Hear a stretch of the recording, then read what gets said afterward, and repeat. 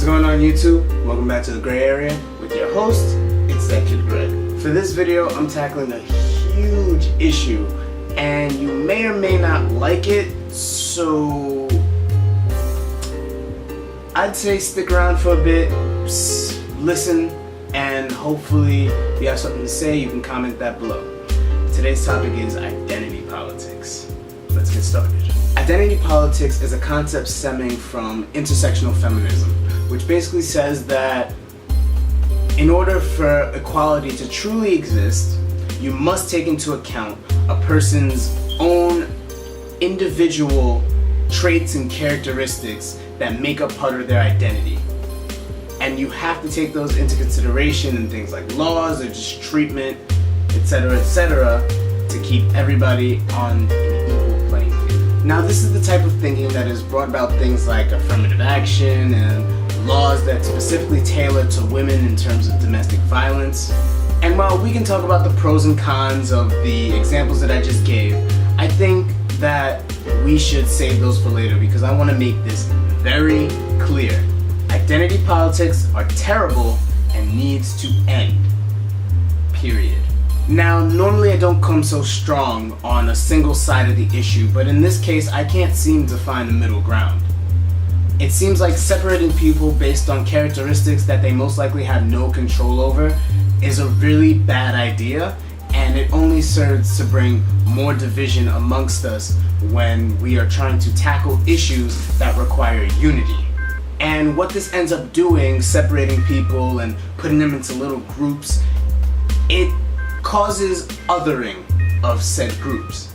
And the crazy thing is, the people who mainly preach identity politics specifically say they do this to prevent othering of other groups. But when you say, oh, you can't be X, Y, and Z because you are already A, B, and C, you're just turning them into an outgroup. And naturally, as social creatures, we fear outgroups because outgroups bring unknowns, and unknowns can bring danger.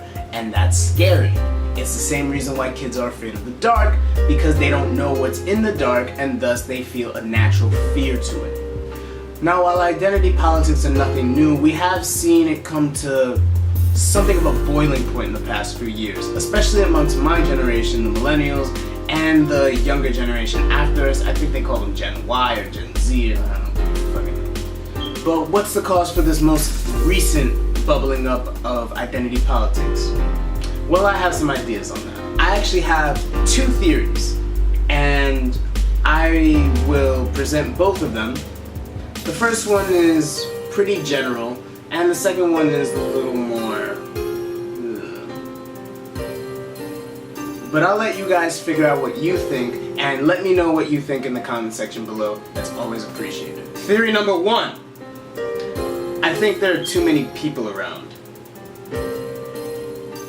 Seriously, I really think that that's the issue. When you have a larger sample size, you find more averages. As in, you have more people who fall in the middle, who aren't extraordinary in any sense.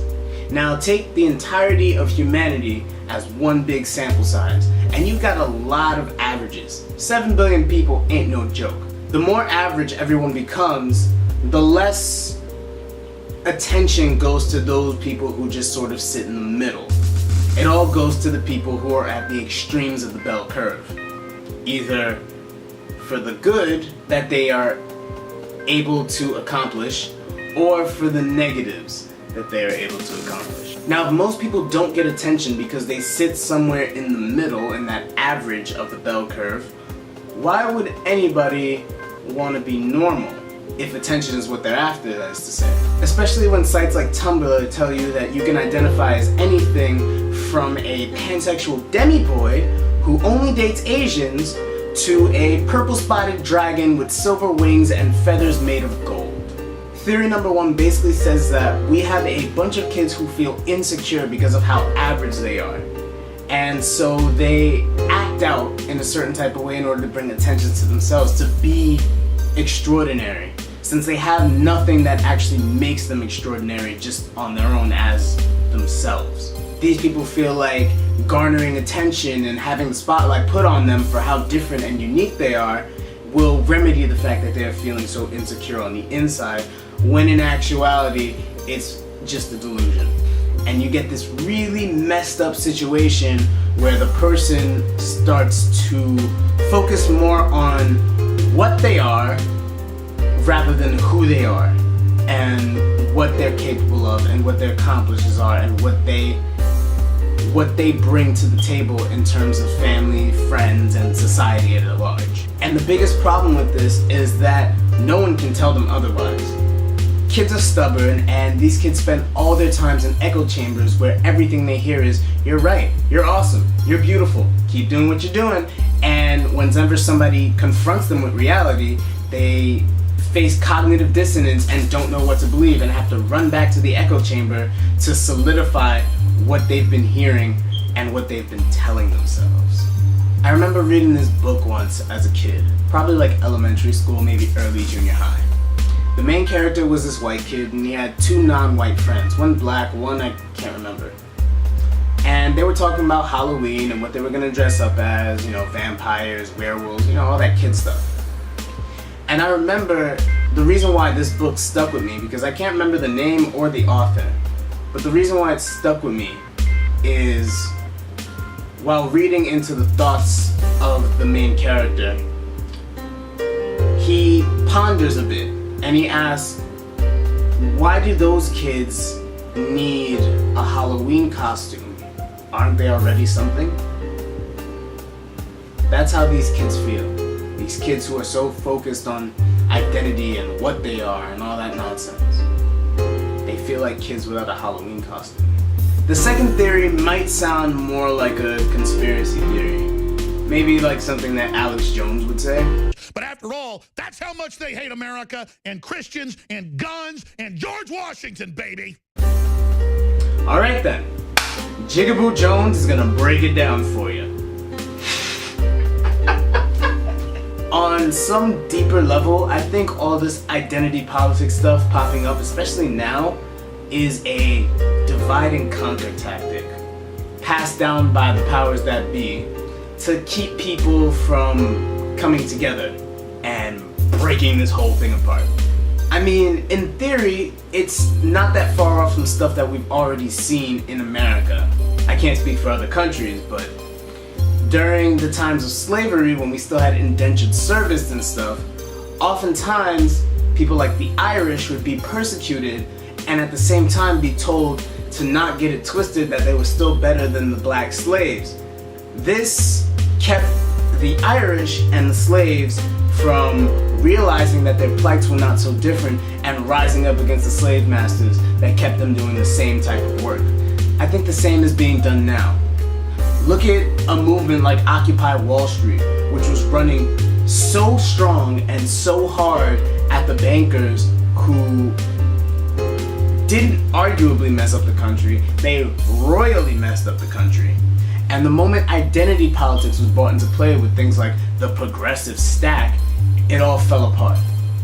Within, what, a few days? A movement that was going so strong suddenly fell apart in a few days because identity politics got into play.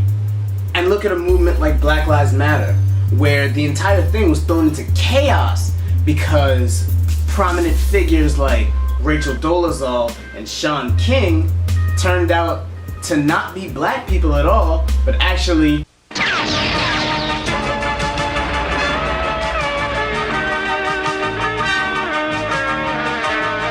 Transformers, more than meets the eye. It's a distraction from the real issues. And honestly, I think if people stop focusing on what they are and rather start focusing on who they are, we could actually make some serious changes in this country, and we could actually work together on things and make things better for all of us and not just the few at the top. Because as the great George Carlin once said, but there's a reason. There's a reason for this. There's a reason education sucks, and it's the same reason that it will never, ever, ever be fixed. It's never going to get any better. Don't look for it. Be happy with what you got. Because the owners of this country don't want that. I'm talking about the real owners now. The real owners, the big wealthy business interests that control things and make all the important decisions. Forget the politicians. The politicians are put there to give you the idea that you have freedom of choice. You don't. You have no choice. You have owners. They own you. They own everything. They own all the important land. They own and control the corporations. They've long since bought and paid for the Senate, the Congress, the state houses, the city halls. They got the judges in their back pockets.